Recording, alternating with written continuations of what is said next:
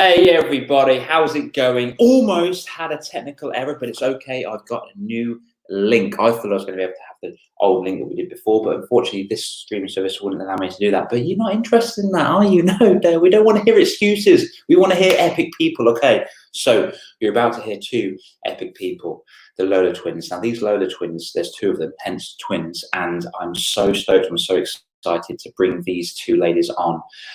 Wow. So I've just sent them the link. I've met them at the Role Model Awards last year and they just delivered an amazing speech. They're so gentle, warm-hearted souls as well. And I think that's really cool. Sometimes I've learned that when to wake up in the morning, do it nice and calmly. My girlfriend says, I love my mornings because I wake up calmly. But me and my mornings, I have to get up, have a freezing cold shower, throw me into it, do a run, do a workout, whatever it may be, just go crazy. And that's my morning.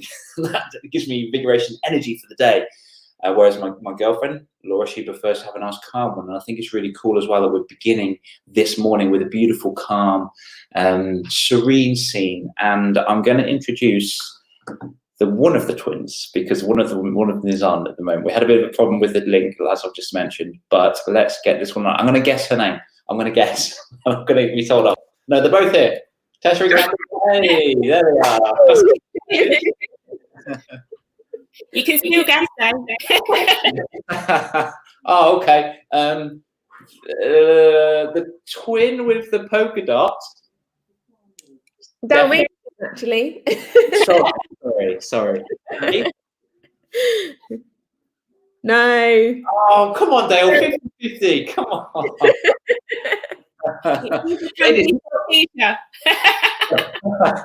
Ladies, you've got some fans already. We've got some fans that are on here. We've got Lauren and Karen. I've just got to know Karen in the last live with Lenisa, and they're going to do some work with you. And I think that's so. I love it when people work with mentors, don't you? Yeah. It's so important. I'm glad you've got your coffee. I've got my coffee as well. Here we go. Pink cup. Andy's going. Oh, okay. Don't worry, I'm not leaving you. I thought you had enough. See ya. Sorry, Dale. It took too long to come on. So as you ladies know, I'm running this huge self-esteem summit and imperfect parenting summit. As you know, I do work a lot with children, but I haven't really done a lot for parents. And I think it's really, really important because the parents are the cultural architects of the child. And I think, oh gosh, I'm not a parent. I've worked with parents, but you know what? I'm not. So I want to get as many people, as cool people, as energetic, as calming, and experts in their field to help them out with what they could be going through this really, really weird and uncertain time. And I've just left this with you ladies. I haven't given you a theme or anything because I don't like to be controlling. I just want it to be free flowing and cool. And I know that you ladies can do that. So, who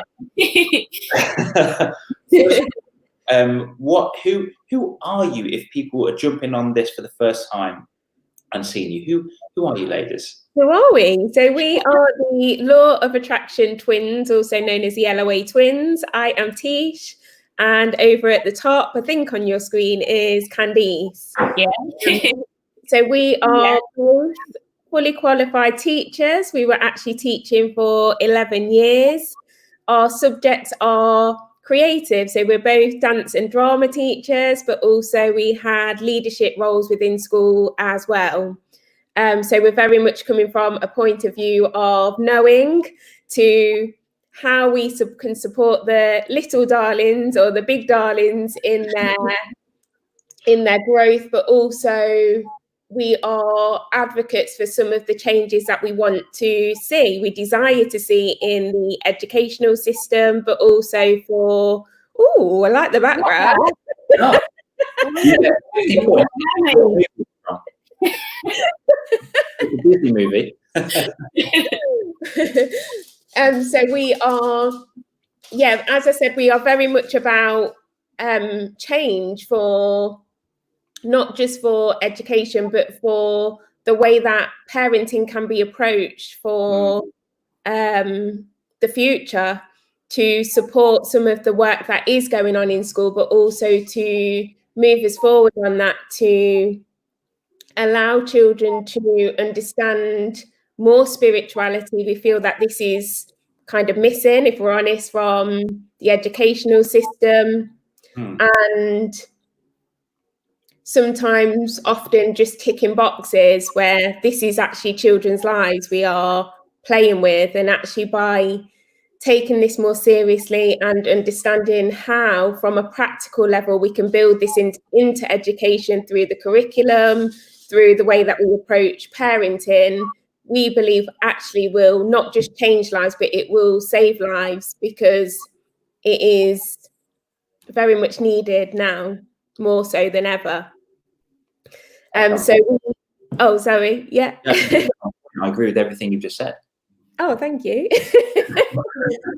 While we've been teachers, we've got first-hand experience of the symptoms of what people and children are feeling. So, for example, anxiety, how common it is, and also how it's kind of just wavered. It's just like, you've got anxiety, what do you do? And it's like nobody knows what to do. And this is where it's needed, because it can be cured. Yeah. And it starts, if it's cured at such a young age, excuse me, it can actually you'll be cured for the rest of your life. And also, it's so common in adults as well.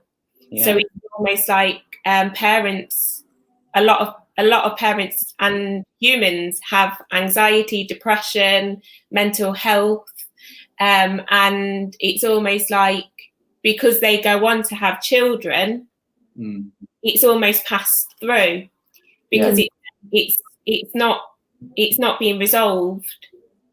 And I think a huge part of it is the education, is that we are almost conditioned to meet an outcome. So we go to school to get our qualifications, and if we don't get them, then what? And we go to uni, we get our degree, we come out of uni, we've got this massive bill, and then it's like, there's no jobs. So it's this constant laughing.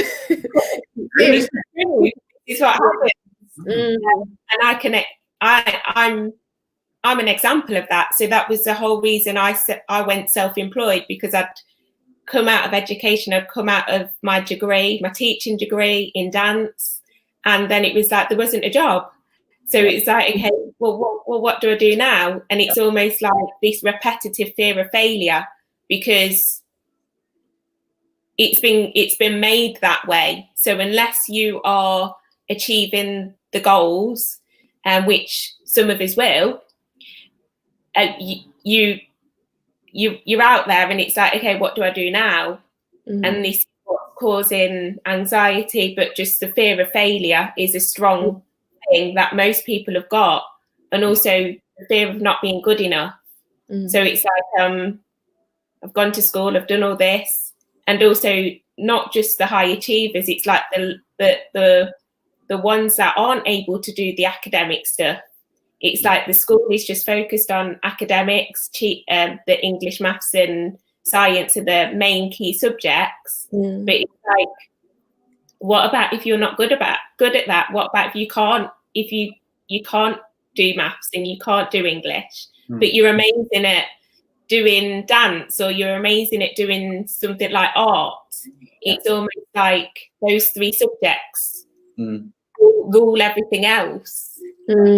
Yeah, so it's almost built in that way, that if you're not good at those three subjects, then what happens? Well, ladies, do you agree with this statement? It's easier to build strong children than to fix broken adults.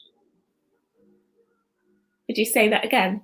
It's easier to build stronger children than to fix broken adults. This is where this is strong guidance I'm getting So many of you probably don't know, but we actually work through non-physical. So we are able to connect to our higher selves and non-physical team, and that's how we receive the answer. So this one came through really, really strong, that actually what needs to happen is to build children up from a place of love, not this, we must do it, we must get through it, this resilience. It's almost like it comes from fear, because it's often the teachers have got their standards on what they need to get. So they're literally pushing these children, but where's the love gone? Where is this child is absolutely incredible at speaking out. This child has the most amazing energy, is so joyful, and it's almost like it's never embraced. So I would say it starts at the top and it starts at the bottom, and this is how we're going to get most impact and change generationally, because if we start with the parents and give them strategies to move forward from a place of love, if we give the teachers and make impact through the educational system through a place of leadership with love, and then also we start nurturing these little darlings who are coming up to teach them how to self-heal. And this is where the change needs to happen, because it's almost like we expect someone else to give us the answer. We expect to be told how to be successful, when actually if we teach them just how to self-regulate their emotions from being a child and being able to connect to who they are, embrace who they are, if that's joy, if that's strength, if that's them being a loving person, then whatever comes up for them in their life within education, they're going to be more in control of it, but from a place of, this is who I am. And I might not be very good at maths, but I'm really good at dance, I'm really good at science. And it's like, it's almost, and this was national research that really shocked me. Actually, it's 1 in 3 children are labelled a failure. Like, what are we actually, 1 in 3 children, I think it was in one of the union papers, what is this saying about young people? Like, they're already a failure and they've not even finished school yet. On whose metrics? Pardon? On whose metrics, though? So what? Who did? Exactly. Yeah. On the standards, yeah. So on the standards that they set for the children, it's like 1 in 3 will fail. Yeah. And then when they go home, they then, why didn't you get that grade? And the parents then almost follow that same standard as well. So it's like, it takes a holistic, sorry to interrupt you, Candice, holistic approach of us all doing it, because it's not just one thing. It's like the whole thing needs to, let's just wipe it all out and let's just send the Loa Twins in and sort this out.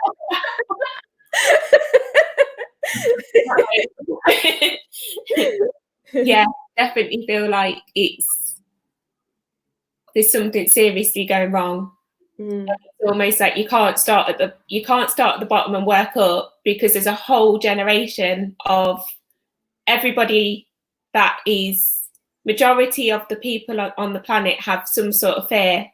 So they have some sort of, most people have got fears.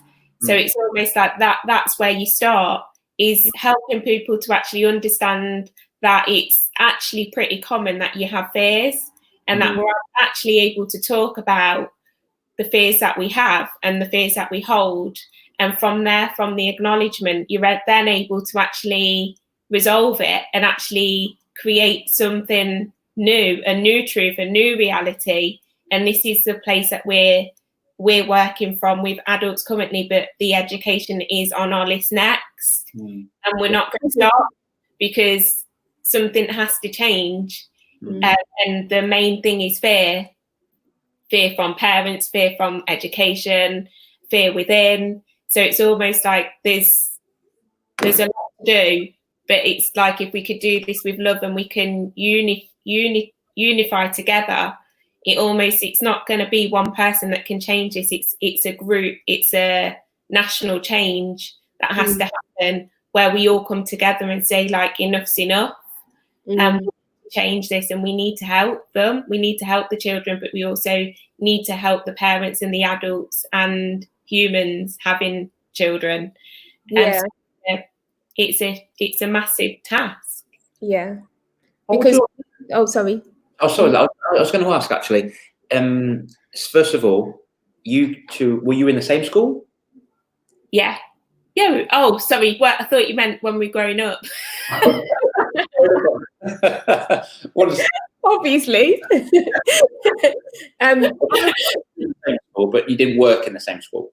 We did at one point. At one point we did, and we made a massive change when we were working together. And this is the thing. When you can get a group of people who are able to lead from a place of this is going to change, but it's going to change through love. It's not going to change by us all going into panic and putting into place all these procedures. It's going to change through connection to your higher self, connection to non-physical, understanding spirituality, because it's being missed. Like these children can connect to themselves. These children are able to be positive. They are. We've seen it. But my point is when two people come together, just me and Candice, we were able to see, like we could literally feel the impact that was being made with change. And this is where huge change needs to be made, because in terms of the educational system, got pins and needles in my foot, what usually happens is in terms of leadership roles, it's a teacher that would be promoted to become a leader or a manager. But the point is this the best for the system? Because that person might, just because they worked for 11 years as teaching, didn't make me a manager or a leader.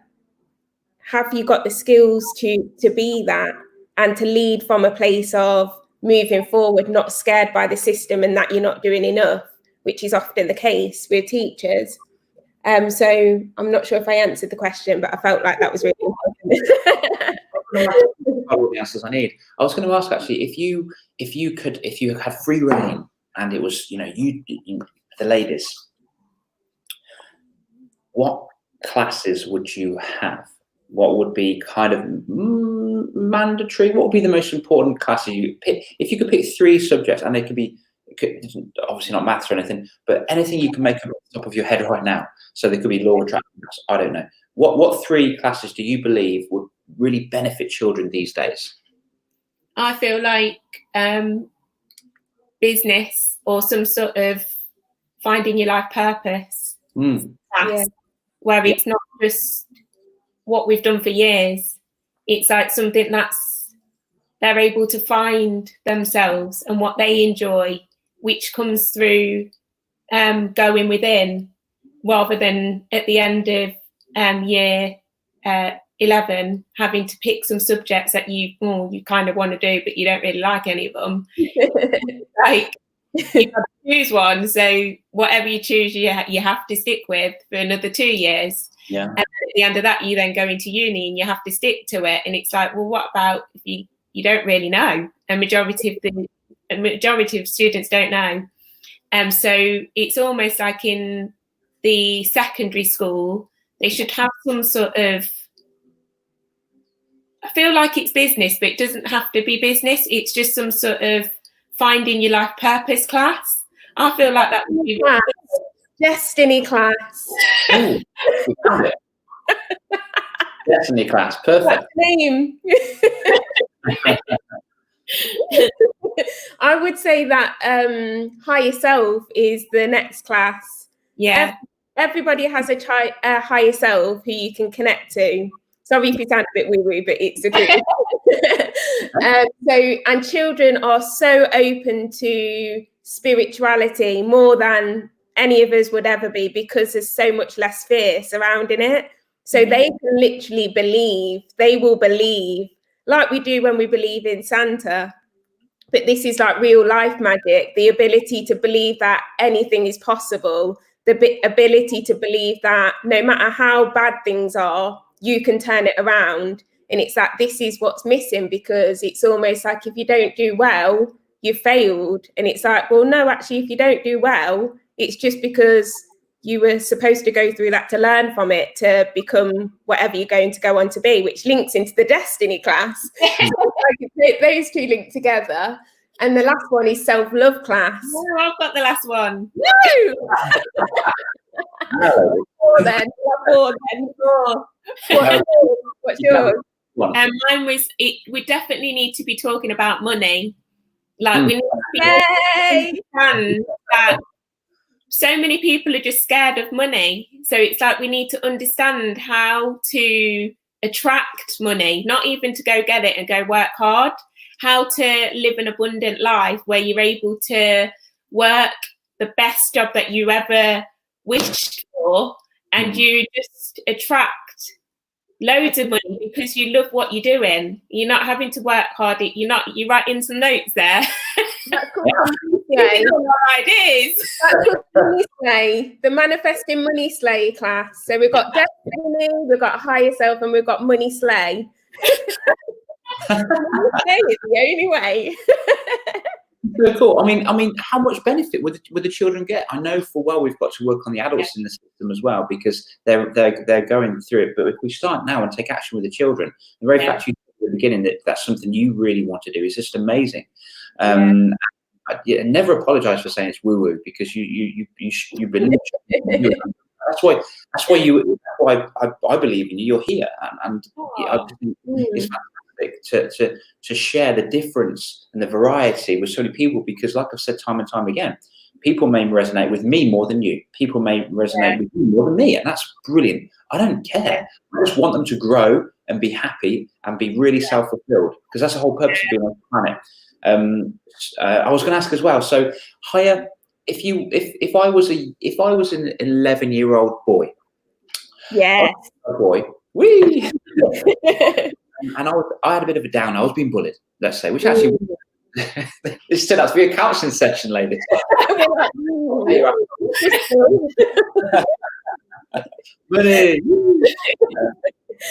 What would you say to me if I was an 11-year-old boy that was being bullied and I didn't fit in anywhere? What kind of ways of and by using Higher Self and I know you've got loads of adult clients, which is beautiful. And you may have children. I haven't asked that question yet. Yeah, we have. Yeah. But what kind of?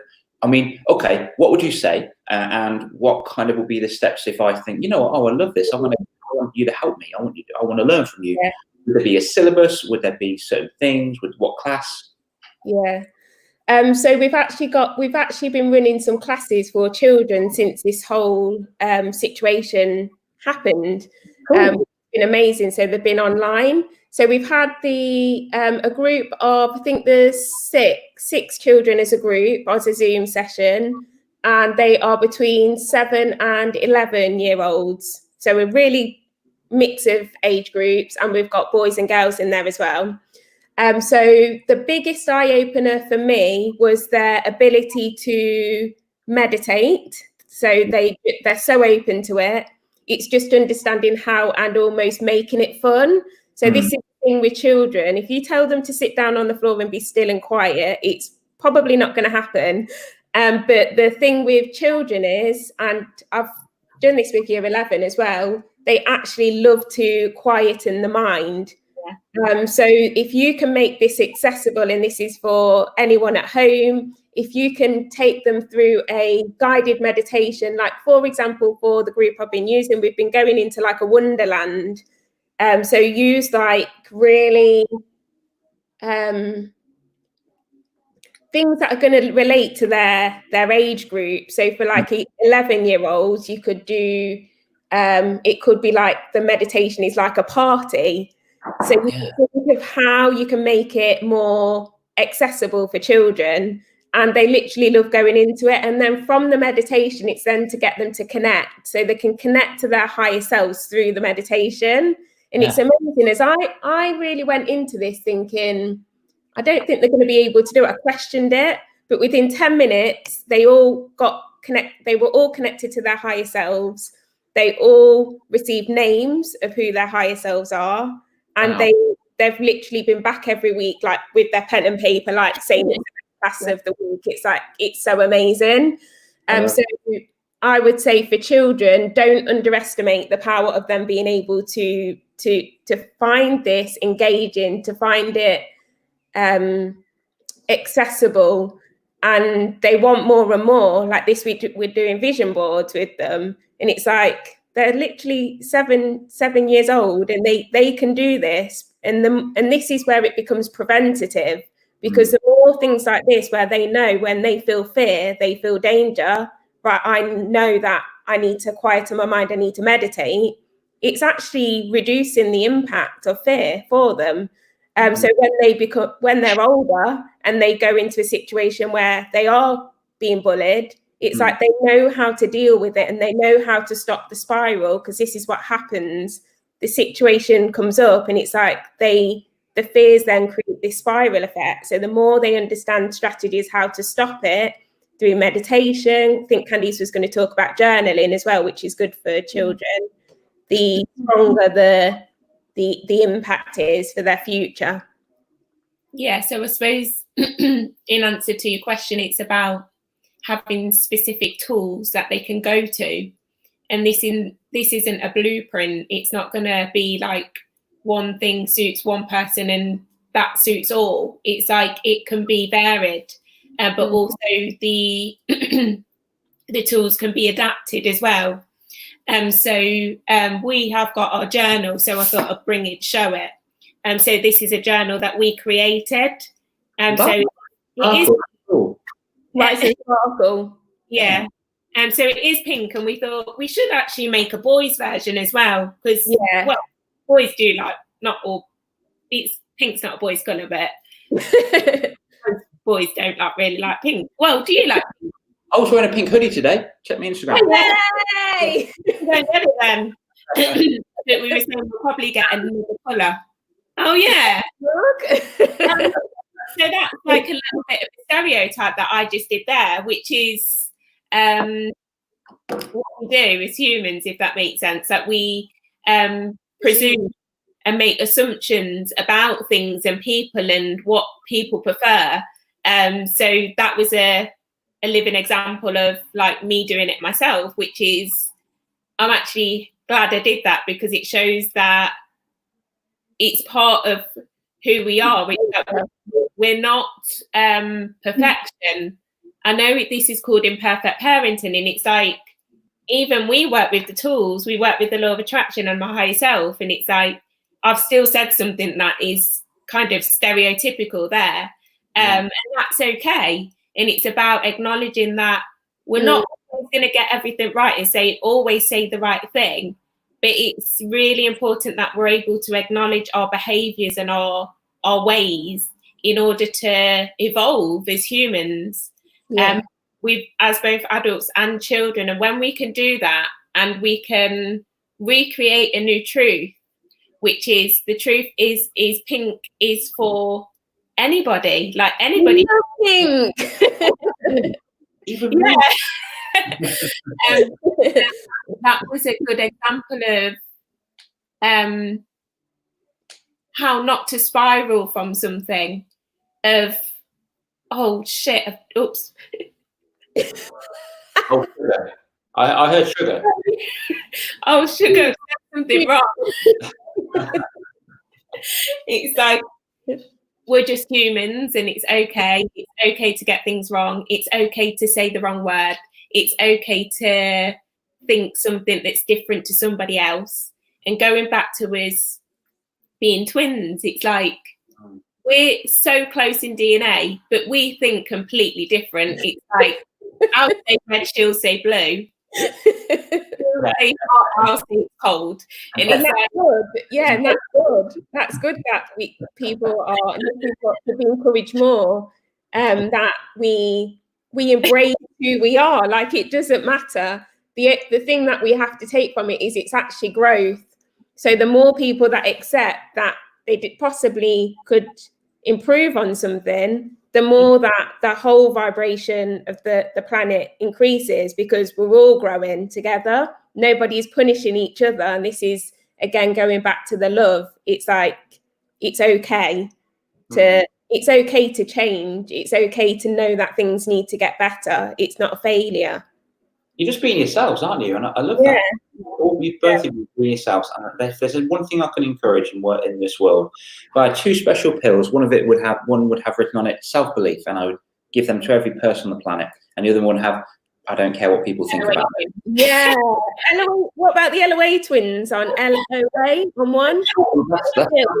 That's only if they get the Rise and Sparkle journal, then they get that one. Yeah, they get that special one. And only if they're wearing pink as well. This is on Amazon, by the way, if anybody does want to purchase it. Yeah. So I think someone's got one, haven't they? Somebody here. By the way, someone's just ordered it. Yeah, if you want to put your name after your comment, please do so, because we don't know who you are. That's not down to this. That's your privacy settings, which is understandable. Keep it the same. But if you want to say, because we don't know who you are, Facebook user, that's not you and Chris and that. So if you want to put your name afterwards, I'm sure the Loa Twins will be happy to read that as well. So now I'm going to say law of attraction, and I'm going to say my story with your law of attraction. And this happened 3 times. Okay. Mm-hmm. I said on the Saturday, I said, right, I'm going to make £1,000 next week.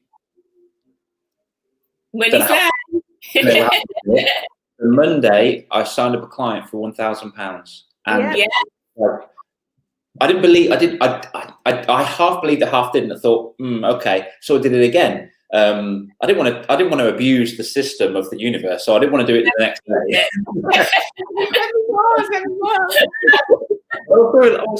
I was so shocked and flabbergasted. Wow, this is absolutely incredible. But nah, it's just a coincidence, the old skeptic inside. No. And then the following 2 weeks, I said, right, I want to make £1,000 this week. It happened again, and I was like, oh my gosh. So all I'm doing is I'm just wanting it. I'm asking politely, and I'm doing it. And obviously, I'm not. Obviously, I don't go like this. I want £1,000 and sit in my room or play computer games or whatever. I'm active. I don't go love art, but it just like blew me out, and it was exactly £1,000 every single time. This is how the universe works. So we have to. The reason you were able to manifest it is because you released the fear around it not coming into your life. So if, for example, you said, like how you using the example is you didn't just sit there. It's like if you said you wanted to manifest £1,000 and then you went into complete anger because by that Monday it didn't come, or leading up to the Monday, you're like, when's it going to come? When's it going to come? But because you literally, this is what we call the word allow, you allowed it to come into your reality. So there's no difference between a penny or a million. It's just energy. So the reason you're able to manifest a penny quicker is because you believe, I can manifest a penny, like I'll walk down the road and buy one. But when it comes to a million, it's like, that can never happen to me. That will never be part of my reality. So there's fear there. Yeah. So the more you understand how to release your fear, which comes through connecting to your higher self and understanding how to release, that makes the million more possible for you. And you start, and what we call it is aligning. You start aligning to this million. So it's understanding how to feel that money arriving into your experience. So when you thought of the 1,000, you were probably thinking like, it really feels good to have this money. And then when you manifested it again, you were like, I know I did it the last time, so I know it's possible, so I can do it again. So it's just literally comes through energy. It's not do anything more than just energetics. So the more high vibrational you feel about your desires, whether that's £1 million, whether that's a new car, whether that is a gorgeous new home, it's exactly the same. So if you think how this translates for children who have far less fear, teaching them to manifest, it's like, say to a child, like, come on, you're going to manifest, let's say, 9s. GCSEs. Yeah, you're going to manifest 9 GCSEs, and that makes them feel really, really good, and they enjoy going to the lessons and learning. They're going to get there. But if that 9 feels to them like when they've got their target, and it's like, I'm never going to get a 9, like I'm never going to be that, because they know it. So it's like actually already setting them up for failure, because it's like, that is impossible for me. Whereas if we make it more specific, like that child's capable of, realistically, that child's capable of a 3, and it's going to be a really, really good 3. Like, it doesn't matter, but they're going to get that 3. It's like energetically they can get behind that 3. So this is where the whole system needs to change to support them. And when kids do see that report card of 3 or a 4 or something, they see it and think, oh, well, that's my target. I'm just going to stay there then. Psychologically or mentally. That's what happens. When they go to the lesson, it's like it's all a knock-on effect, because they've got that target. They don't want to go to the lesson because they know they're never going to get to the target, rather than get rid of my theory is get rid of all the numbers and just teach. And I know this probably could never work, but in an ideal world, because then you would actually get the best out of them, because everybody would just enjoy learning rather than it being to get to an end goal. And this is where we as a culture, it's like, just want to get to the next thing. If only I could get that house, if only I could get that car. And it's like, well, actually, what about the present moment? What about you just feeling good, really, really good today when you wake up in the morning? That is where change is going to come. Yeah, it's so super cool. It's awesome. So in regard to the law of attraction, The Secret, that's quite infamous. Is it Esther Perel? I forgot who the lady was. So it wasn't. So I was watching a few YouTube things because I was really intrigued with this, and I need to do my homework on law of attraction as well, and obviously understanding that, blooming hell, that's crazy. £1,000 here, maybe I should have asked for $1 million. But for me, as you know, it's not about the money; it's about the service. And it's crazy. But does there need to be a certain amount of confidence or self-belief in here before you can do that, or is it a question of just being like, manifest, right? I want to have £2,000 next week. Come to me. Thank you, universe. What you got? So this is where it comes back to the fear thing, right? Until you're able to release that fear that you hold, you will be resistant to your desires. So, for example, if you want a 9 in your GCSEs and you hold fear about not being good enough, you're not gonna. Some people will achieve it, but majority will hold fear, and in fear that makes you resistant to what you desire to achieve. So when you let go of the fear that you hold and the fears, and most people have hundreds of fears every day. So I'll just explain this briefly so you can understand how much fear we hold. So from when you're conceived up until how old you are now, you have experiences every single day. And those experiences will either be love or fear. So you'll have an experience and it will be a love labeled experience or a fear labeled experience. So if you think about how many experiences you have every single day, that shows you how much fear you possibly could be holding within that one day. So then times that by how many years old you are. It's like this shows the scale of how much fear you hold.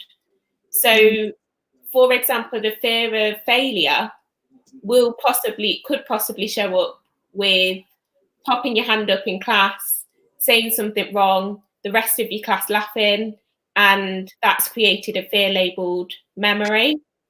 So, as you go through the years of your life, you then feel fearful of asking a question because your subconscious takes you back to that moment where you asked that question, they laughed at you, and it's created fear.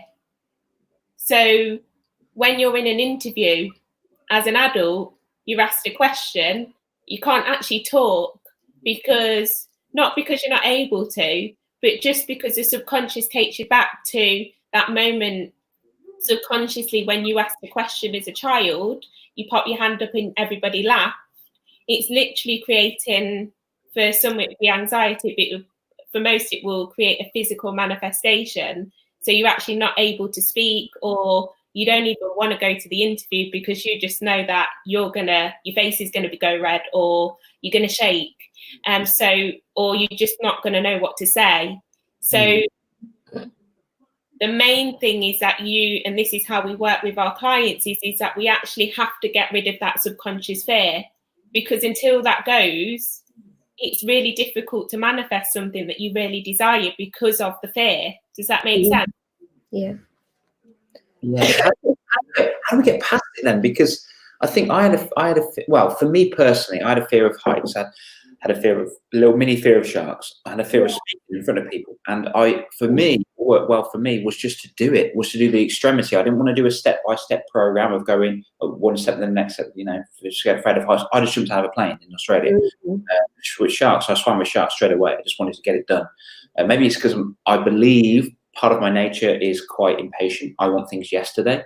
To speak on stage, the first time I did that, it was an absolute accident. Because I'm not sure if you guys are aware, but I've been teaching now was teaching for 13 years before this. Got to leadership as well, and I had to, when I was first beginning my role, I had to speak in front of 500 kids, and I've completely forgot it was my tutor lesson, my tutor assembly. Completely forgot, and I wanted to impress the deputy head, and went, "Are you ready?" Always way. "Are you ready?" And I'm just like, "Yeah, no sweat at all. I'm absolutely ready." You was your assembly today? Yes, I'm ready. I'm good to go. I don't need any slides. I'm good. And then I was like, let's go to the toilet. Yeah. And I just got dumped straight into it, and it was so cool. And they were clapped, and I was being real. I was being more authentic. And since then, it was like, oh gosh, I can't say that I'm attaching any fear to that experience anymore. But how can we help children and adults watching this recognize their fear and and smash it, get away from it? How do we get past that? Do we just allow it? Yeah, well, this is what the leading edge law of attraction insight that we're working with, which is there is a way to release it, because we've both done it. We were full of fear. Even when we did speak out in front of our groups, we would sorry, this is tiredness from the week. Because when we did speak out, we were able to do it, but we would have the reaction still. So for example, sweaty hands, you'd feel anxious. So now when we come on to speak, it's like we actually do it and we don't feel any fear. We just feel love for what we're doing. So this is where I'm getting the word adrenaline. It's like some children will be able to fight through this. So you've got the fight or flight response. So for some children, bring on that 9. I'm going to do it. I'm going to show my teacher. I'm going to show mum and dad. It's like that fight or flight, which is actually a chemical reaction that is coming from adrenaline. It's still fear. Or you might have that child who, I don't want to go to school in the morning because they are so fearful. It's like the children that are truanting, skiving school, they don't want to go because they're scared that they are failing, or they're scared because of the things that are happening. So it's almost that this is where it comes back to the whole culture needing change. And this is where change becomes so difficult, because we're not working with something that's been done before. We're working with something using the law of attraction that nobody has used within the educational system before. And this is where it takes trust, because it's almost trusting in something that you can't see, which is hard within education, because we want to see the results, we want to see the impact, we want to see the priorities, we want to see the tick boxes, blah, blah, blah, blah, blah. And that actually what it comes down to is trust, and trusting that by exploring innovative ways of including spirituality on the curriculum and being able to, the results will be quite quick, but it's almost like, unless there's one person within this whole, this is why it does need to be national, they're saying, because unless they believe in it, it's never going to be possible. unless people like us speak out and say that it needs to happen, it's never going to happen because nobody believes it's going to make a change. So that's what I'm getting, that it's about trust, but it's also about finding people higher up who actually want to lead with love as well. So if you're out there, hi. Yeah, ladies, you've got a fair amount of fans here. It's fantastic. There's so many people, lovely people writing on the side here, and I've put them on the screen. I don't know if you managed to catch any of them. I know you're in your flow, and I love that. So I don't know if you've seen any here, but there's a lot of things that are coming through. So there's one here from Emma, but I believe this might be Ebony. So Ebony is the daughter of Emma. Definitely have a fear of not being good enough. Also feel guilty when I have to sort of for myself. So it's like that's one of the most fears that most people have, and it's like this is why it's almost like when we feel fear, we almost don't talk about it because we think there's something wrong with us. But just to say that fear is so common, we all have it. And it's like this is the importance of us actually being able to speak to our parents about it, and not suffering alone, and knowing that there's people out there like us. There's so many people out there that are supportive of it's not even mental health. It's actually a way of life is living in fear. It's like we have been conditioned to live this way. So speaking out is the first step, but just to know that you're not alone. That was my biggest fear, not being good enough, and then that impacted me speaking because I felt that if I would speak, I'd say the wrong thing, and then that would make me shake, and I'd have anxiety, and I also wouldn't speak about it. And it's almost like now, because I think the first step is acknowledging that there's something not right, you're not feeling right. And it's also with fear, it's a feeling. So it's almost like sometimes you don't have the actual words to describe the way that you're feeling. You just know it's not a nice feeling. So it's really important that you start to find ways to improve the way that you're feeling. And this doesn't have to be journaling. It could literally just be getting out and going for a walk. So just a quick task for I think it's the daughter of Emma. Emma, sorry Emma. For her as a parent is writing a long list of stuff that she loves to do. So it could be like going out in nature, it could be watching a funny film. So these are just quite, say, normal things to do that are going to, one, allow her to acknowledge what she's feeling, and then secondly, a go-to list of stuff that she could potentially do in order to improve the way that she's feeling. And also just to say is it doesn't necessarily jump from feeling not good enough to feeling great, because that's not realistic. So it's almost like the list is a way to slowly, day by day, or even for some children, minute by minute, just have something that's going to enable them to feel a little bit better. And it could be just a hug, or it could just be a 5-minute chat in the morning before she goes to work, or before she goes to school, just to say, like, I'm not feeling great today. So it's definitely having that communication if possible. And if it's not possible for her to actually vocalize it, another thing is writing, and that's why the journal's really good. It's almost like and it does actually explain how to journal in this book, and it explains the process. So yeah, I hope that helps. Can we call it the love list? Yeah. No. No.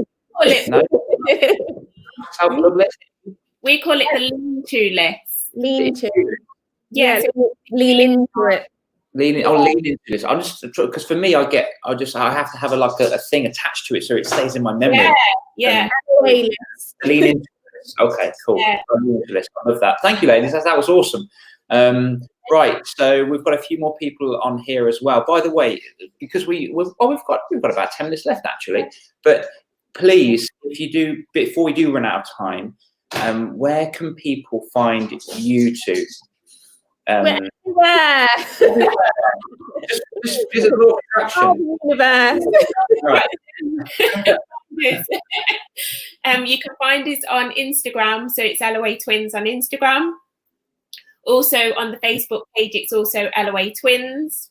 Yeah. And also we have a private group, which I'm feeling you. That's it. Yeah. Yay. Yay. We have a private group which is called the Higher Self Collective. Okay. And the reason I'm saying that group is because it's a closed group, which means that people feel really safe in there to talk about anything that's coming up. You can see who's looking at it.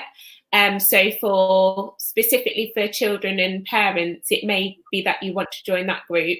Instagram is, but the closed groups specifically is a place where there's lots of questions, and we do work mainly with people within business and life purpose and destiny, but you can literally ask us any question on law of attraction, on fear, on something that's coming up, and we will answer. But also the collective is huge, and it's just so supportive. Like the members are so supportive of each other as well. Yeah, and well, look, Beverly agrees. It's an amazing group. Yeah, it's like what we have created is high vibrational. So it's like we could sit here and talk about, and actually I felt that as we were speaking, like fear is like the heaviness of fear, and it's like we could focus on that, but actually what we are about is focusing on the fun, focusing on how we can make this change, but through being creative, being innovative. So those people who are watching will probably comment and say, like, we are about spirituality, but we're also very, very normal girls. We like to have prosecco on the weekend. We like to have we're so normal. Normal. You tagged me in a picture, didn't you, of a bit of prosecco? Really? I was thinking, is it?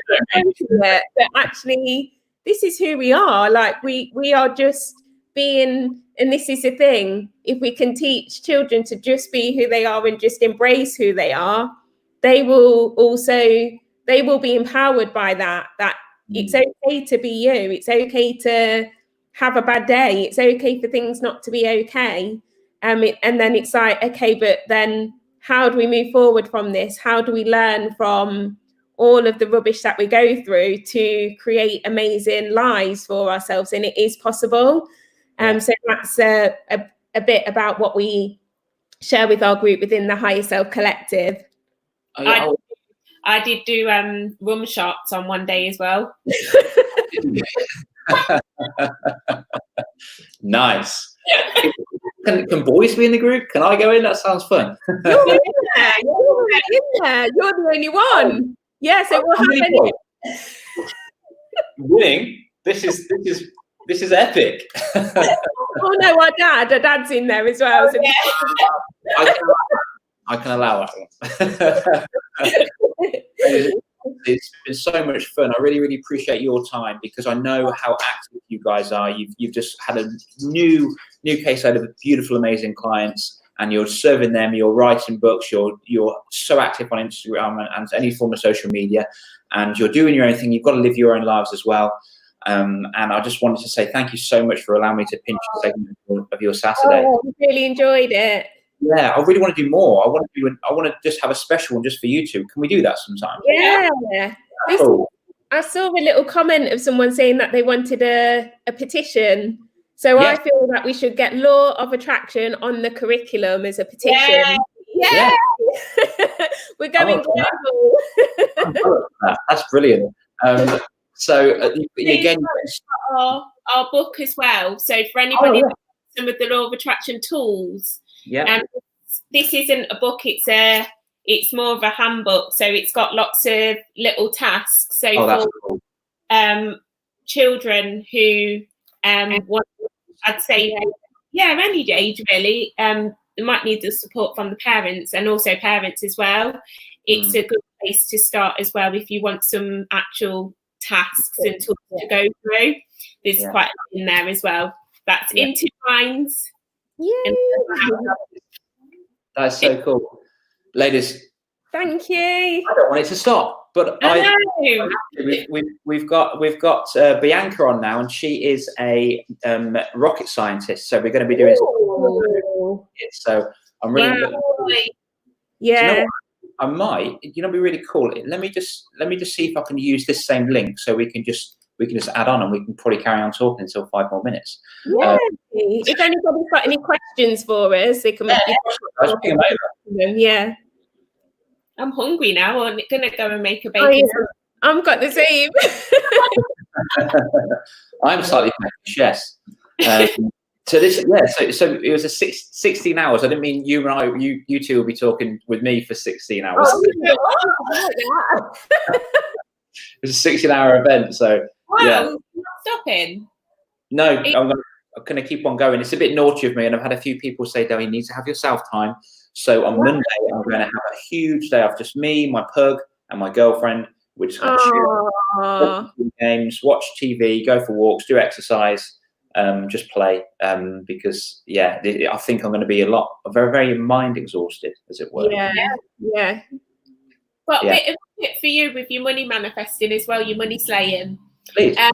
Up the amount a little bit. So next time, ask for 2 because you've got really comfortable with the 1. So for 2, and let us know when it shows up. Yay! I'll put it in the group. Yay! Yeah. Brilliant. I'm going to finish my online course, and I'm going to do a little bit I'm going to manifest first, and then promote, and just see what happens. And they'll be like, Wicked. Cool. All right, ladies. Well, thank you again so much for your time. I really, really appreciate you getting all the love here. Amazing, ladies, as always. Amazing. Really good. Hey, looking beautiful. Law of Attraction Twins, a twinathon. Lauren's keen. Lauren, okay. Lauren, love you. But ladies, thank you so much. Like I say, I reckon in the future we should because we're kind of like the same.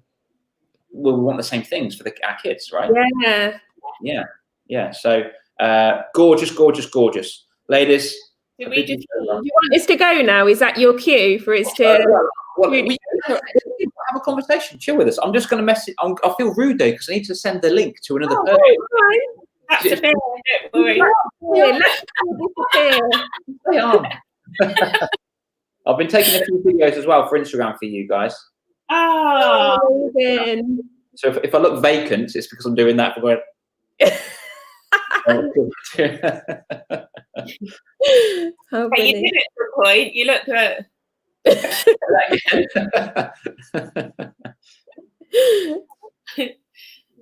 Right then. Yes. So. I was going to, while you're doing that, I was going to say, actually, we have launched a healing, it's a weekly healing session that we will do as a webinar. Okay. So this will be good for parents and children. So it's £22, it's weekly. Nice. And you can drop in when you like. So if you feel like you need it, then you can drop in. But also the whole family can access it. So you could just all show up together.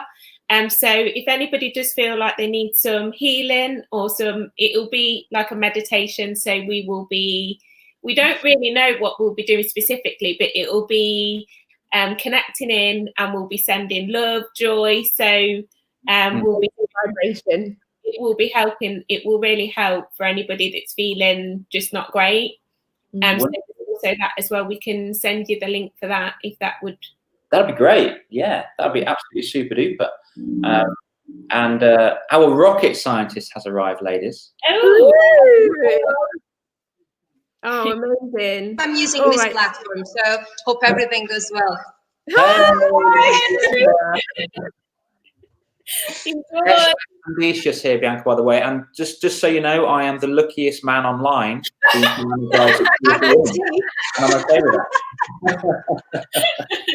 that. Fun. Thank you for having me. Oh, thank you for coming, ladies. It's been an absolute pleasure. Thank you so much for sharing that, and definitely another one in the future, 100%. Yeah. Yeah, ladies. Bye. Bye. Bye. There she is. What's going on? Hello. Here I am. I'm super happy. You look super happy. Oh my gosh!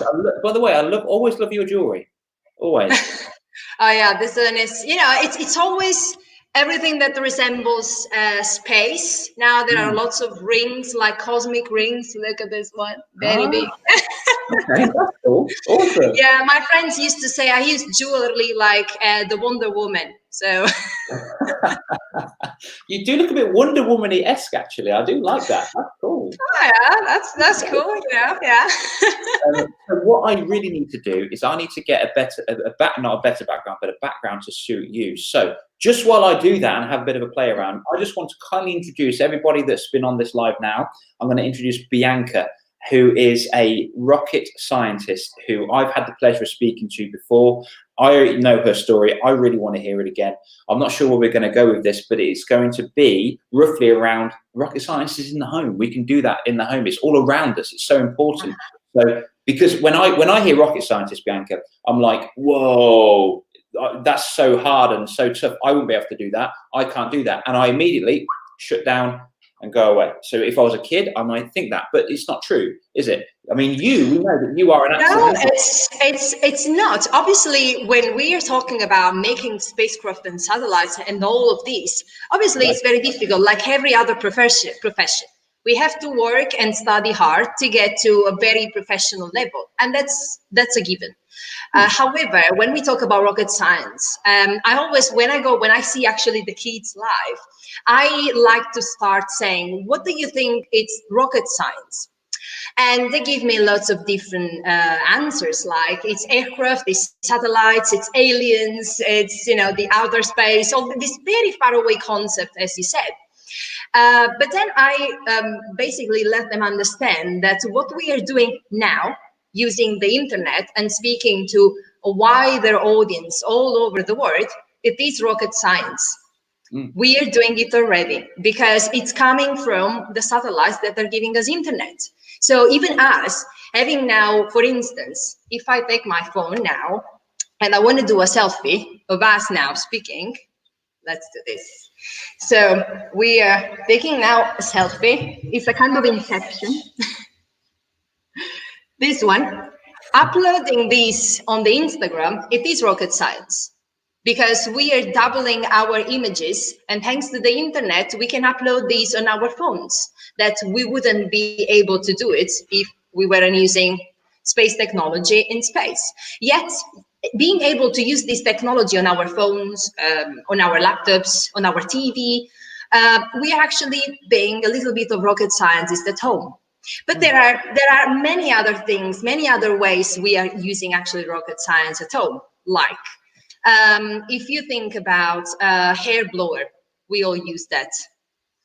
And that one, so if you think, this is especially for girls because actually my hair is very curly, a bit like Afro curly. Oh, that's cool. That's a good background. Yeah. So my hair is very curly. So throughout my whole life, I had to learn to use different tops for my hair blower. So there is the one that is very narrow and straight, like the one that everyone has at home, everyone uses. And then there is another one which is bigger. It's a kind of diffuser with lots of different pins, and it's round. It's a round shape, and that's for curly hair. So if I had now these, and actually if I had a volunteer here, I could actually tell you how this works. So this whole thing with a hair blower and the design for the hair blower, actually it's based on rocket science. And we've been using it all along, especially women and girls, just to straighten up or curly up our hair. And we didn't realize it was rocket science. Why it is rocket science? Because, and now it comes to my background of a little girl that wanted to become a Formula One engineer. So there we go. So I always wanted to become a Formula One engineer because when I was a child, and I was probably 7 years old, I used to spend a lot of time with my dad in his garage. He's a mechanic, so he never had higher education. So also another myth that we all have, rocket scientists or scientists of any sort have already a heritage of higher education in their family, coming from background that are very privileged and so on. I was none of that. I was coming from a very rough childhood. My dad wasn't higher educated, my mom neither. They were all, self-made businessmen and businesswomen and working all their life since they were much younger than I was when I started even studying. So when I was spending time with my dad in the garage, and I loved seeing how he would dismantle the cars and how he would play around with these pieces. I loved how everything was put together like a puzzle, pieces of a puzzle. And so also I could see how much fun he was having. He was, for me, he was much older than me at the time, obviously. So for me, it was this adult man having fun with his job. And that was amazing because it's not something that everyone can say. Many people actually need to have a job because they have the bills that have to be paid. But not all of us have the luck, let's say luck, let's call it luck. It's not really luck, but this privilege of having fun with the job that we do. So I could see that in my dad's eyes, the enthusiasm, and I love all these cars and everything. So I said, okay, I need to understand how I want to do this, how I want to have fun in my future life with my career, as much as my dad is doing, and still playing around with these toys that for me were cars at the time. Then the ritual of a Sunday lunch at home, being an Italian. So there was the Formula One all over the place, and Ferrari, red Ferrari like my lipstick. That's why it's there. And I loved the whole idea of the designing cars, how they were testing the cars and the wind tunnels, the competition, also the pressure that these people had as a team to work together, so coordinated, so structured, because this teamwork, especially when you are under such a pressure, it means that you really have to understand how the other ones are behaving, how you have to be in the flow of the whole thing. So I love that because there was a competition, there was the pressure, yet there was such a teamwork that you could make amazing things happen. So the more I grew up, the more I loved more and more this Formula One cars, engineering, and all of it. But there was another twist, because my mom is on the completely other, the end of the spectrum. So she's a makeup artist and she's very creative. She liked painting and all of this. So she was really, my dad was the more structured, logical one. My mom was the creation, the colorful one, the flamboyant one. She had a lot of self-expression, and also the most beautiful, much more beautiful than my dad. So there was the whole spectrum here. And I loved that one too. So it's funny because when I was a child, I wanted to become not only an engineer, but also painter, because I loved painting. So I managed to understand that through aerospace engineering, actually, I could merge both ways. So the creation, the creativity, the colors, and the engineering for creating a machine that has that is something that humanity is using for, daily basis, not only Formula One, but aircraft, spacecraft, any other cars. And to do that, I had to study fluid dynamics. So dynamics of airflow, aerodynamics. And these, when you make a simulation, especially in wind tunnels, that have their very own shape, so very straight, very narrow, then they become bigger. So this all different design of wind tunnels and the simulation of airflow around aircraft, cars, and everything was actually giving me the possibility not only to engineer something, design something, but also visualize beautiful colors, because they are absolutely beautiful. And these beautiful colors were an expression of the velocity or the temperature that was around the car, the aircraft, or the spacecraft. And if we were in a wind tunnel now, actually we would see all the colors around us, because air is all around us. We breathe air. And that's colorful. We just couldn't see. We just can't really see it in reality. So I was creating something out of nothing, and I was also giving visibility to the colorful life that we all have around us, and it's intangible. So for me, that was very dreamy and poetic, but at the same time, very useful and structured. So when then I learned about fluid dynamic and all of this, I actually realized that I needed to use another ending to my hair blower to make my hair curly. This is what I realized. Coming back to, the usual life on a daily basis, rocket science, I realized that one ending would make my hair straighter, because the ending that is like this, let's say the usual one that we use, gives a higher speed to the hair, to the flow coming out of the hair blower. So that one is hotter when it comes out and is much stronger, which means I can make my hair straight. The other one instead, which is called a diffuser, like a diffuser that is opening up when the airflow needs to be slower in a wind tunnel, was actually the one that was helping my hair being curly without looking like a wet dog.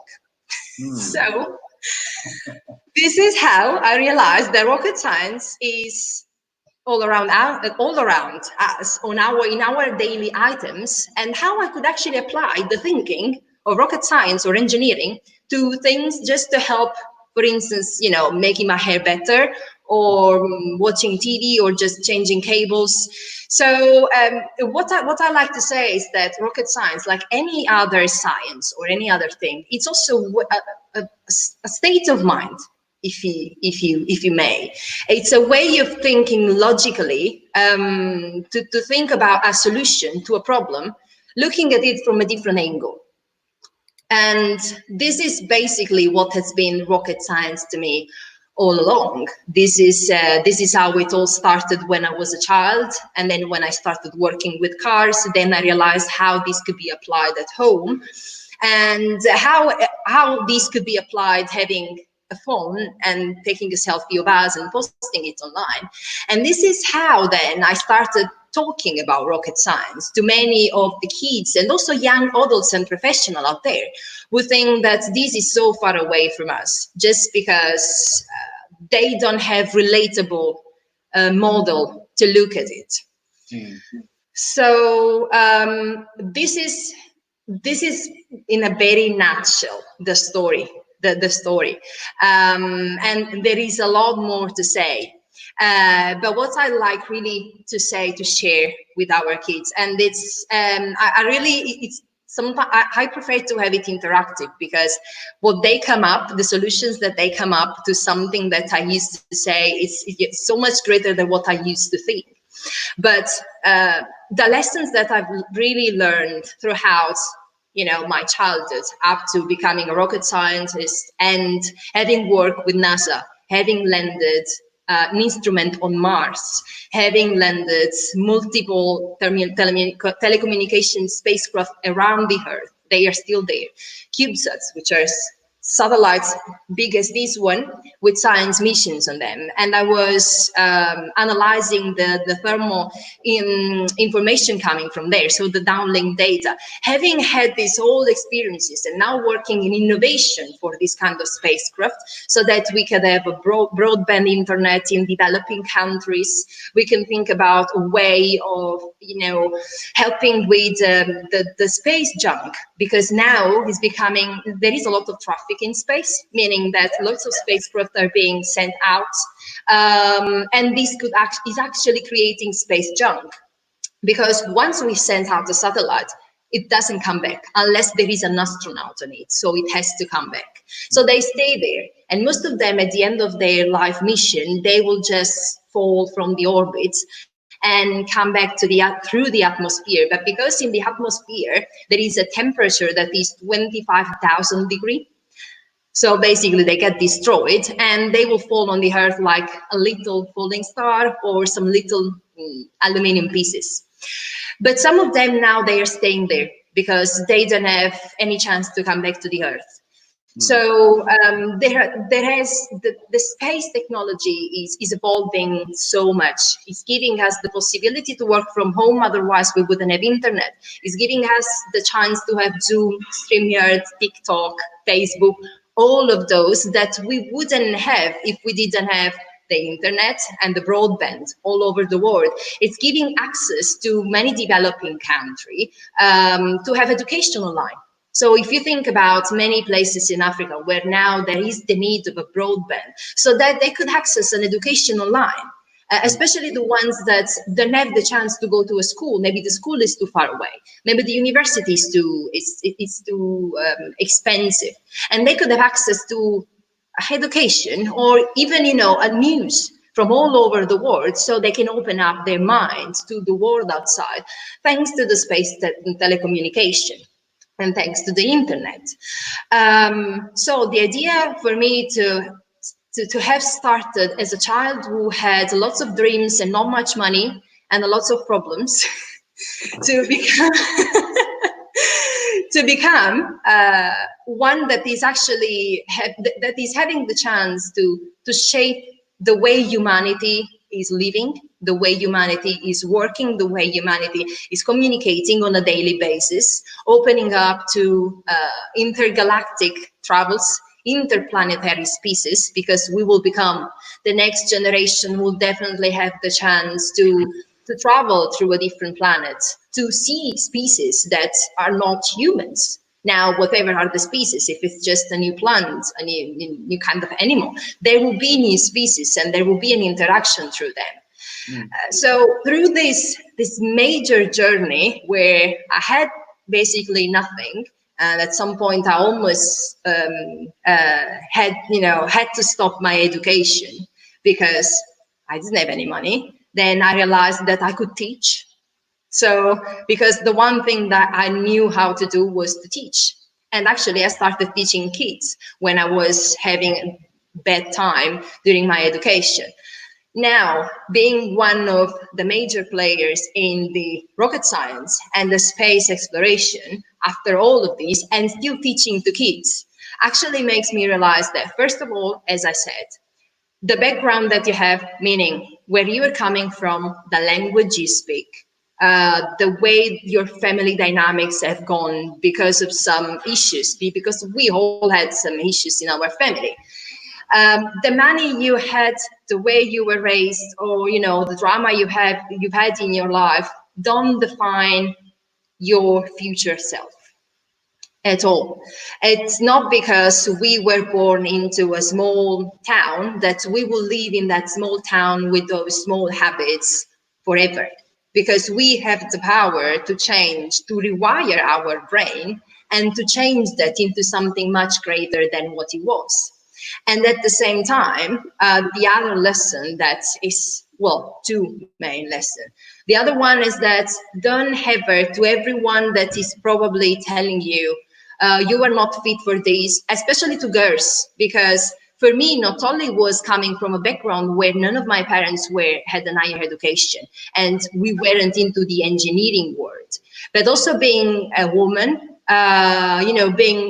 having a pretty face, which is even worse because, you have to prove your knowledge and yourself even more because some people don't really take you seriously. I had to really defy any logic when I started studying aerospace engineering.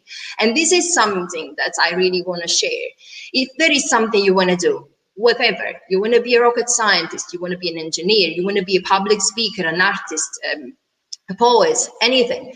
In the moment they say, oh no, this is too difficult, this is, it's not for you, probably you should change your mind, it means that you are onto something really big and you should go for it.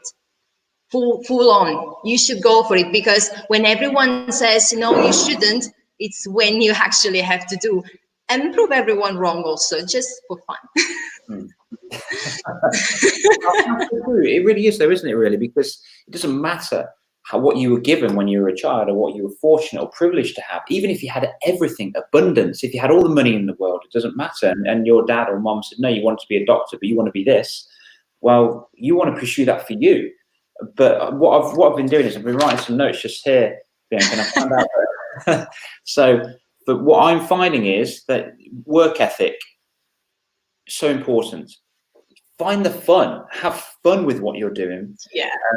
And as well as that, find the love as well. We were speaking a lot about love so far today with Lenita and the Lola Twins. We were talking about love a lot, and I think that's so cool, because I've noticed that you say, well, you love wind tunnels, you love the colours in the wind and stuff, and it's just like, that's so cool. I find that really, really cool. But what I'm hearing as well is the worst person to block you from pursuing your passion, your dream, is yourself. And that will happen if you choose to believe what your dad says, your mom says, your best friend says, bullies say, whatever. It doesn't matter.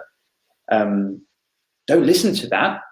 Pursue what you want to do. And dad, logic, brilliant. Mom, creative, brilliant. Guys and girls that are watching this, can you do me a favor? Can you write in the chat box for me, what is it, something that you really want to do? I know we've already explored that with Lenita, but let's see it again. And I want to see how you can get Bianca's like logic, thought, and like creative, because it's like rocket science is everywhere. I mean, who here wants to do rocket science as well? Rocket science to me now, hearing what you're saying, is a service to the world, to the humanity. It's a service. And like we've said before, if you choose to think, nah, I'm not, you're not shining your light, you're not shining your sparkle on what you can give to this planet. And we're all here together on this one little blue, beautiful marble that's healing now, by the way, which is a thing. And it's awesome. So what you're doing now is great. Yes, please. Thank you very much. What you're doing now is absolutely brilliant. It's superb, because you're helping move forward humanity. You're enjoying it. You're loving it. You're being creative. I want to ask loads of questions like I did last time. yeah. And what is very the third thing that actually was the closure of all of this, and it's actually embodying everything that you were saying.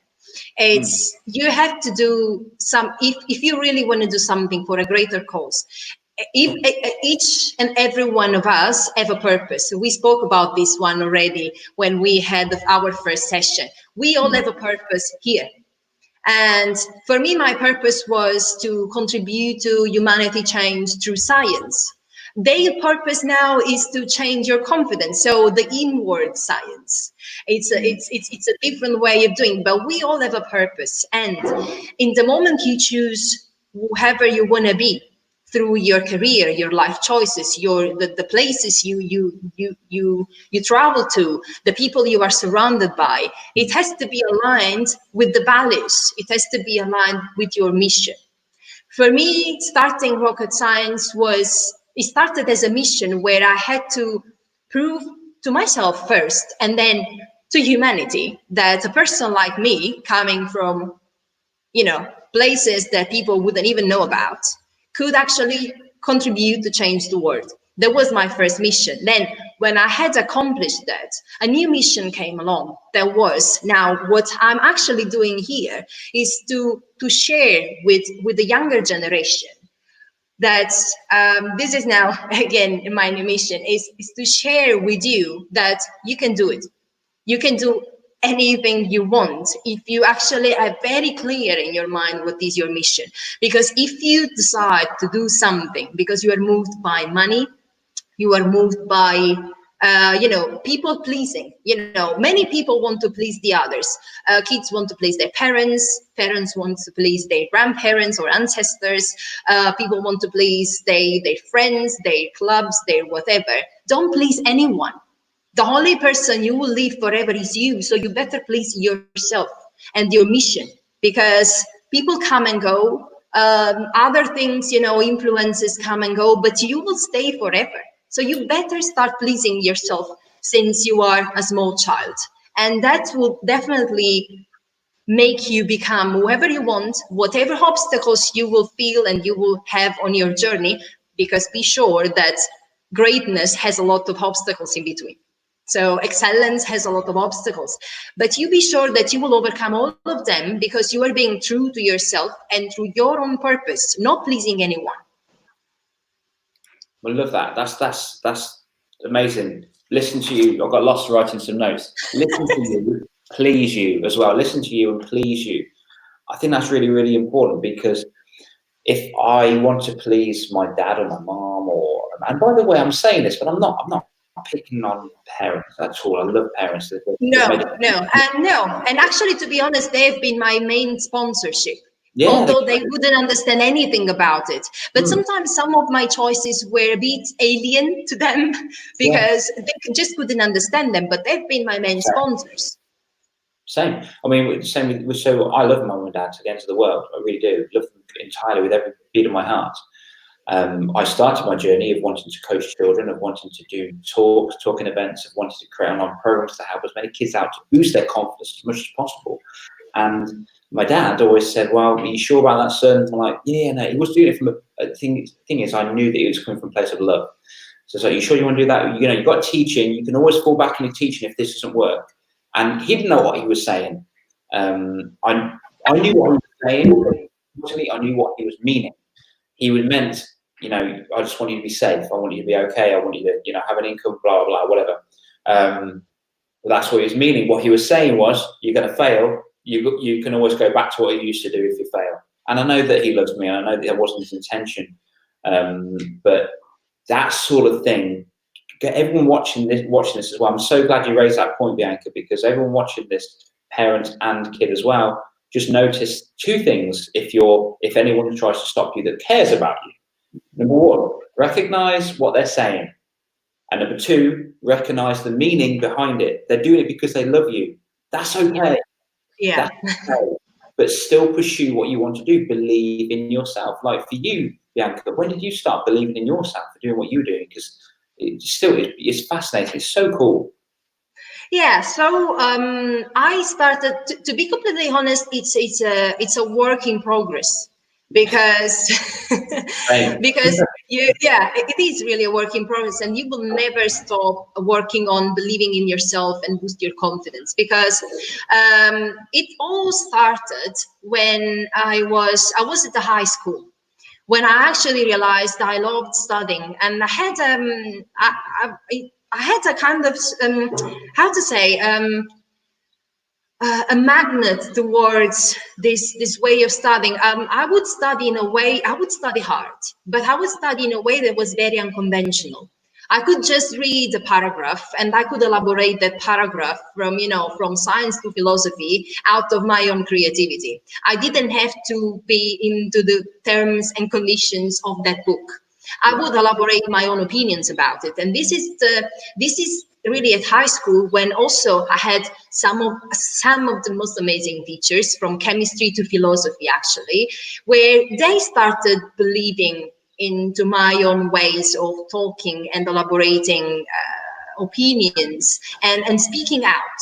The way I was speaking out was very unique. It wasn't like the student that it's reading the paragraph, is saying the paragraph with the same words that it is on the book. I was using my own experience as well, my own ways of expressing. So that is where I was like 14 years old, and I had these teachers that they actually recognized my work ethic, because it started there. I would work really hard because I didn't want to go there and feel like I had failed. For me, failure, which is also wrong, failure wasn't an option, at least when I was younger, because I had to prove that I wasn't a failure out of the many things that I had heard from the background where I was coming from. So I couldn't fail. I was a perfectionist. And also because I have a problem with authority. which means you give me a recipe for doing something, I will take the paper, just throw it away and do the cake the way I want it. So it wasn't very easy for me to follow strictly what was on a book. I had to add something that was very personal. So when I was 14 years old, throughout my high school education, I actually started believing, I think that my opinions are valid. I think that what I'm adding to a room, to a conversation has value. And I think that what I want to do is even more valuable just because there are not many like me. So it's like starting a new trend, if you may, or, you know, proving actually that someone had to start somewhere. So any leaders that we've seen in the world, they were unique at the time. And then we actually saw, like Mandela, we saw that he's done it. So many other people followed because they had an example. So I wanted to be an example for all the women and girls coming from the South, coming from disadvantaged and privileged backgrounds, that they could do it. So this is where I started believing in myself. Then, you know, throughout your education, you do your exams. It's pretty much very straightforward. You go to university, you have your friends, you stay at home, you work, you study, whatever. But then when you get into the work environment, this is where, and also when I moved away from Italy to Germany, because I moved to Germany when I was 23 years old to work on a NASA project. That was my first job. I was super young, and that was the first time I was actually moving away from my family, from my roots, from everything, into a country where I didn't know anyone. I didn't know the language. It was a community, like breaking, you know, all the certain things that I had, everything that I knew about life was completely broken. It was all new. So there is where, when I was 23 years old, after, you know, the 14, so let's say 10 years later, where I had to work again on believing in myself, because that was a completely new environment. I was alone. I didn't have my reference point that were my friends, my family, and so on. So I really had to work a lot on not only, you know, believing in myself, that I was actually working on a NASA project as my first project, but also making sure that I was psychologically okay with these big responsibilities that I had, that I never had before. So that was another point where I had to work a lot on believing in myself. And then again, 3 years ago, when then I moved to London to take on even more responsibilities, even more than I was used to do. Now it's a whole work in progress on believing in myself. Even now, when I started speaking, when I started going to schools and having public speeches and everything, I didn't believe I could do it, because I didn't believe I had the voice that people wanted to hear. So I had to prove again to myself that actually what I was saying was valid. So believing in yourself, it really changes at different stages in your life, because we are all beginners somewhere. And this is something that I've learned also when I started doing yoga. I was completely unable to do anything that, you know, the yoga teacher was saying, because I was new. And they said, and this is really something that I liked, she said, we have to learn and we have to be okay by being beginners every day in our life. Because it's true. Even moving to another country, we are beginners. We don't know the culture. We are not integrated. We don't know maybe the language. We don't know the habits. We are beginners. And that's fine. We just will find ourselves again. Being a public speaker, I was a beginner. I had no idea how to stand up or to talk and so on. And I learned to do it because I actually enjoyed it. And from being a beginner, now, you know, I'm working towards being a professional. And the same to you. You know, you were a teacher, and then you were a beginner when you started being a coach. Yeah, exactly. It's funny, isn't it? Because we know all these things, but it's almost as if we've got to give ourselves permission to be a beginner and to fail, and not expect perfection straight away. But my thing is, don't expect perfection ever, because there's no such thing. You just got to go and enjoy the journey and ride the wave. And it is really cool, because it's what I want to do is, when kids are watching this, I want them to realize that like you now compared to them now, you're well, I mean, what projects are you working on right now? Or you know, so now I'm working on I work on telecommunication spacecraft, which are the biggest satellites that you could possibly build, and I work for as a product manager for one of the subsystems of the spacecraft. So now, as you know, a little teaching. There are three main subsystems to a spacecraft: propulsion, because we need motors, basically; the structure, because we need the whole frame of a spacecraft; and the thermal. What is thermal? Basically, is those all subsystems that allow a spacecraft to be on orbit for, you know, the whole life mission. And when you are on orbit around the Earth, you go from minus 150 degrees to plus 150 degrees. Eclipse and then daylight, and this is continuous. And all the instruments that are in that spacecraft that have to deliver the mission, the internet, GPS, whatever is the mission of the client, they have to stay within their range of temperature, a bit like our body. So this is one of the very easy example I do. Our body has a fixed temperature, which is between 36 and 37 degrees. And if anything happens, we can go into hypothermia, which means we go below the 34 degrees, or we can go above, according to the conditions around us. When it's very cold, why do we use pullovers and we drink hot tea and all of this stuff? Because we have to balance our temperatures with respect to what is the outer environment. The same when it's summer. We use shorts, we used to drink, you know, fresh fruits and all these kind of things, because our body needs to be fresher, because outside is much warmer than our temperature. It works exactly the same on the spacecraft. It has to be hot and cold according to this orbiting around the Earth and the conditions that are the environmental condition. So what I do is to know everything that needs to be done on the spacecraft, so that it's not too cold or it's not too hot. A little bit like a fashion designer for the spacecraft, you know. I have to design. The three bears. Huh? Well, Goldilocks and the three bears. I have to design basically this whole management around the spacecraft, and so that said, that having the little teaching, what I do now is the disruptive innovation, because as I said, space technology, like any other technology, is moving very fast. And usually to make a space mission, it takes a lot of years.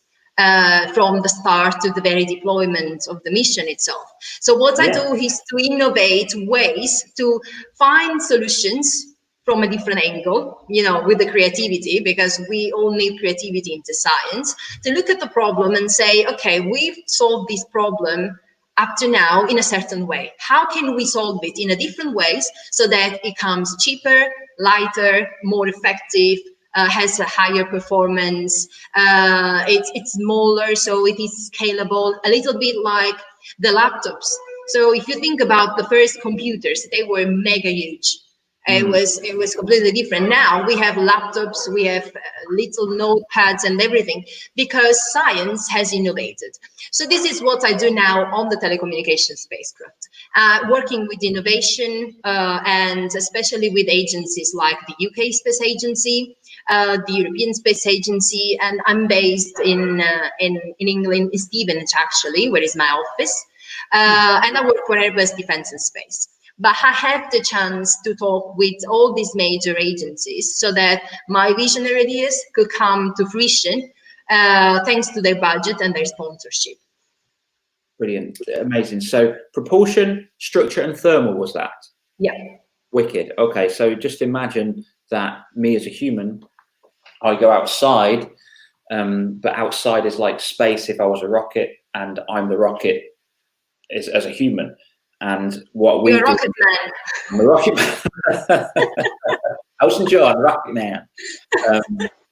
Found my new theme song now, and so that's really cool. So we get is it what is it called again? Thermoregulation. So we've got to regulate my temperature and stuff. Yeah. So if you think about, so if you are a rocket and you have we all have the main three subsystems. If you think about. We have the structure, which is our bones. Yeah. We have the propulsion, which is our muscles, because without muscles, we wouldn't have the ability to move. And we have the thermal, which is our skin, and all the nerves that are covering this full structure, plus some adjustment like clothing, because we also need them. But these are the three main subsystems as well of our body. We all have them. So you're kind of like the creator of the homeostasis in an aircraft, right? Yeah. That's a big word, wasn't it? Yeah, exactly that one. Yeah. I got it right. That's what you do. So it's almost like you're the architect of the homeostasis of an aircraft. And obviously, if you didn't have that, then it would overheat and burn out, whatever. And if not, it would freeze at certain temperatures. So that's really cool. So the point I was making a long time ago was, you've got the kids now and you've got Bianca now, and that gap is huge, so huge. And we've filled that gap with just please you, have fun, work hard, listen to you, be a role model in what you do as well. I'm hearing a role model for you too. So it's like, you are, I just hate doing it. I hate genderizing it, but a female, but it's just, and it's tough, I guess, because it was a very male dominated area, wasn't it, at some point? And it shouldn't be. And it's just the way it is. It's the world. It's some of the things too. But it's really awesome. You want to be a role model for girls, old or young, to pursue their interests, to make the world a more future focused benefit for the whole of humanity and society, which is awesome, I think. Is there anything that we can say? So it's just like, boom, hi, I'm Bianca. I am a project manager of this, and this. And let's pick Ebony. So Ebony loves space. Let's get Ebony on just here. So that's Ebony's mom just there. And Ebony, who's not, and Ebony may want to pursue space. She may want to, astronomy, physics. But in school, there's not a lot of awareness or scope to do with that. Yes, there's a physics lesson, which is wicked, but I don't want kids to be turned off from that. So what might you say to Ebony if she wanted to find a space in astronomy, find a space in astronomy, be a rocket scientist, whatever? What other, and you've given me so much, you've given everyone so much. Is there any kind of like little things maybe they could research or find out or try new things, or what would you say? Yeah, so what I would say is that obviously whatever we want to do when we are in school, and anything that we can learn from school, it is limited, because there is not an infinite knowledge that teachers can say. But as I started, I was very curious. And I was very curious not only about learning things from a book or from a video or from something, but actually doing things. When I was, for instance, with my dad in the garage, I was learning things hands-on. So I would put myself onto doing exercises, onto doing something that was fun, and at the same time would make me learn something. So don't think that having an education which is unconventional, meaning you go to school, you work and so on, but if you like something, if you like astronomy, if you like science, if you like mathematics or physics, cut out some time for your own development, meaning talk to people that have done this, because they are available. They are here. Talk to people, ask questions, go for webinars, go to an event, even if you are very young and you may not know people and may feel out of place. Put yourself out of the comfort zone of the schooling environment. Research, make your own research, because this is all that happened to me. When I became an expert in fluid dynamics and I had to use some very specific softwares, they weren't available in my university. They weren't at the time. It was too early for being deployed as a usual class at university. But I love doing that. So I bought the software myself. I started working on the software outside the university, learning how to do it and so on. And that was actually the key thing that made me land a project with NASA, because no one had that knowledge. It was very unique. So you have to find your niche. And if you have to study outside your normal study, you have to do it, because it's a development for yourself. And that will make you stand out from all the other ones that have just gone through a very conventional way of learning things or doing things. That's brilliant. Absolutely brilliant. Curiosity. If you're not curious in life, what are you? You know, and I think that's really, really cool. And I love the fact I saw it was about money. I'm not about money, but I saw this image on Instagram that just said had a house, a nice house, and it had this is what school education can give you. And it's like, brilliant, cool. And they had another house which was a big mansion. It was huge. It had a swimming pool, had all the cars in the world. It was amazing. And it said, this is what self-education can give to you. Yeah. And when I think of self-education, I think of self-respect. I mean, look at these kids that are on here and adults that are on here. They respect themselves. They're here. They're showing up on a Saturday morning. Exactly. And it's brilliant. It's wicked. Yes. So this is the first, this is very disciplined. This is being a role model. First of all, what is important is it is very used for everyone. You may be a role model, I may be a role model, but actually what is very important for them to understand is that they have to be the role model that they wanted to follow when they were children. When I look at myself as a younger kid, if I was a younger kid now looking at myself, I'm really proud. Yeah. I wanted to be that person. I've seen many people around. I had information from all of them, but actually I become now the role model that I wanted to see when I was a young child, and I didn't have. So this is very important for them. You can understand and learn from, the leaders and so on, but you have to be your own leader. That's really, you give me a little light bulb moment just there, because I think that if I was looking at myself as a kid, my dream of being a PE teacher, and I achieved that. And now doing what I'm doing now, I think that I've maybe surpassed my role model. So maybe I didn't set my ambitions or heights high enough. And that's not to disrespect any teacher there. I love teachers. They're fantastic. I wouldn't have been one. And part of me misses it. But I would love for kids to watch this now just to set a really high standard for themselves that is actually scary. That's like, oh, I can't achieve that. Or, you get those thoughts, because you'll be so surprised and so proud when you do. So I think I've already achieved mine, but I've surpassed mine, which sounds a little bit arrogant. It's not supposed to come out arrogant. It's supposed to be self-belief.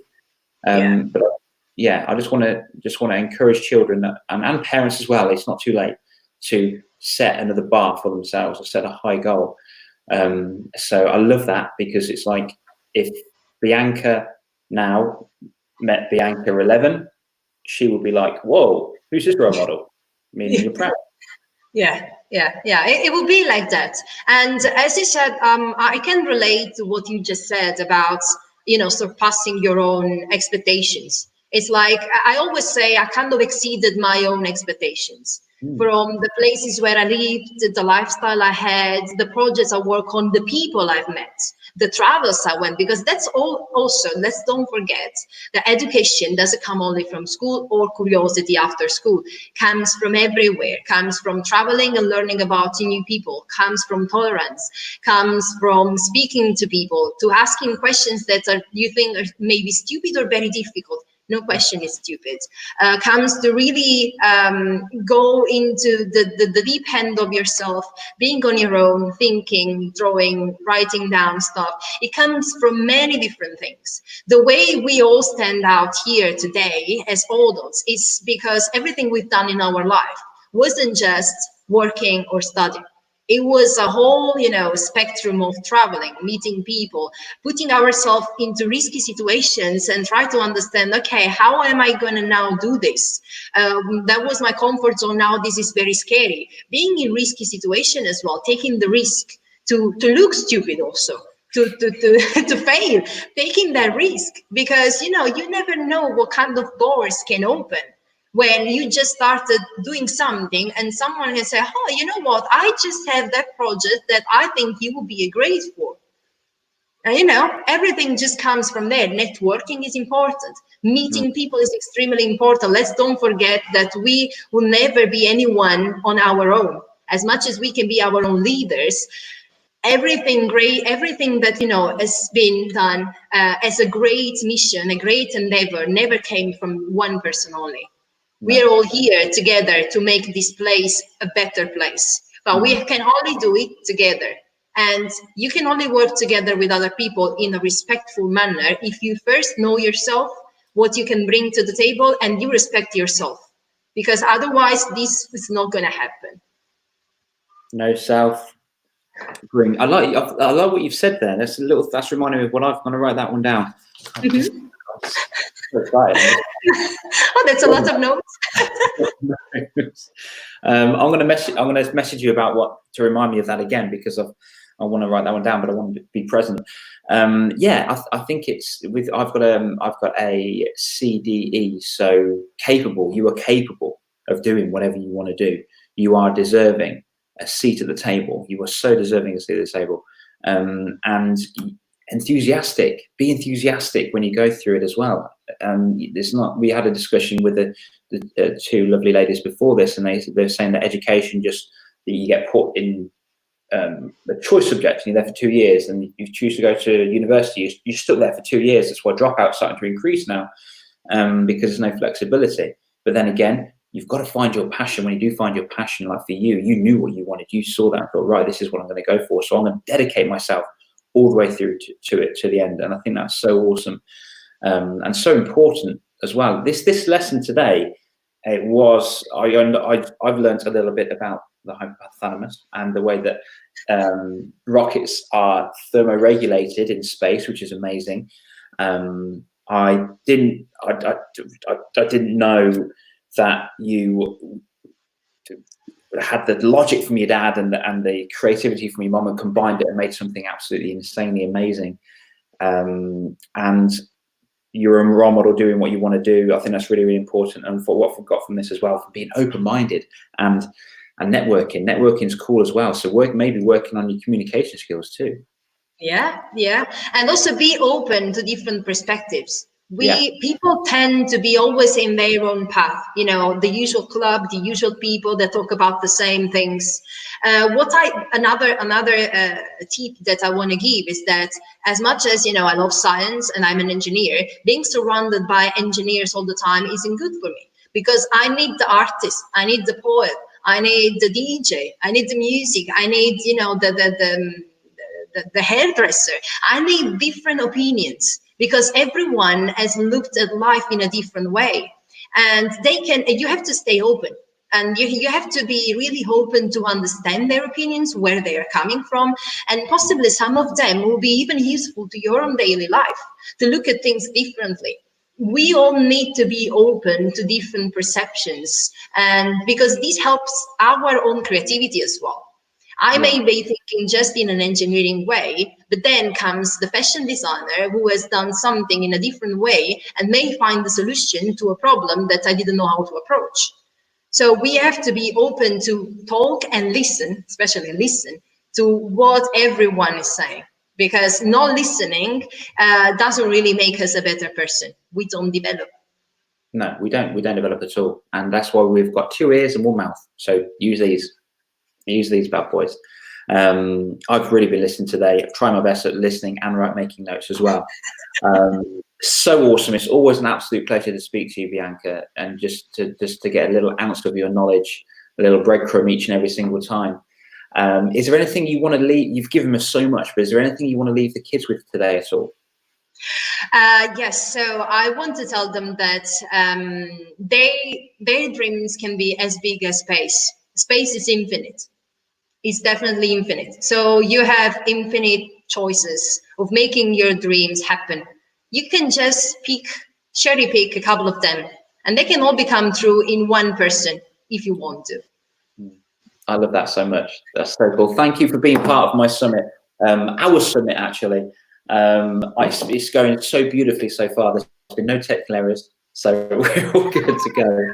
I'm super happy that, you know, you've invited me, and it's great what you've done. It's really great, and you know, you can always count on me for anything that you're going to do. Very much. And if people do really want to reach out to you, where might they find you?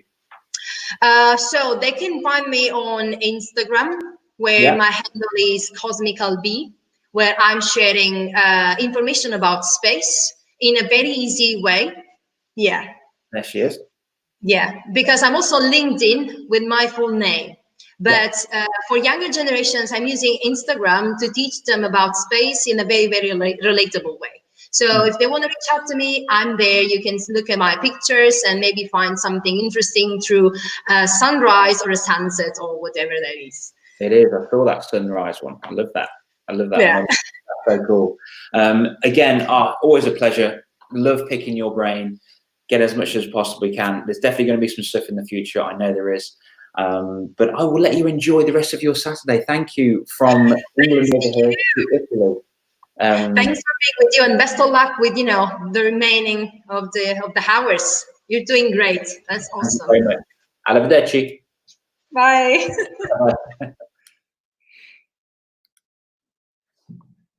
We're going to end the broadcast. That was good. Hey guys, that was good, wasn't it? Next, we have got.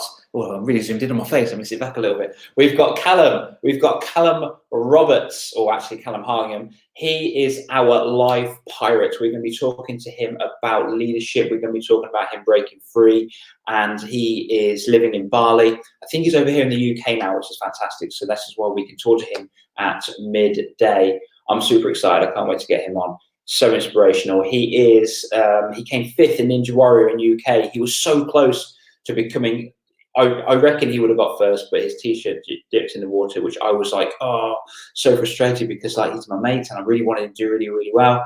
But we've got him next. I'm going to open up a new link because this one's about to run out in 5 minutes time. So I really hope you enjoyed the Loa Twins, and I really hope you enjoyed Bianca. Knowledge and time and dedication from these people is just absolutely amazing, and the time and dedication that you guys are giving is amazing as well. I think it's so cool that you are being little mini architects in your future and life development. So awesome. You guys are legends. I'm going to catch you in about 3 minutes time.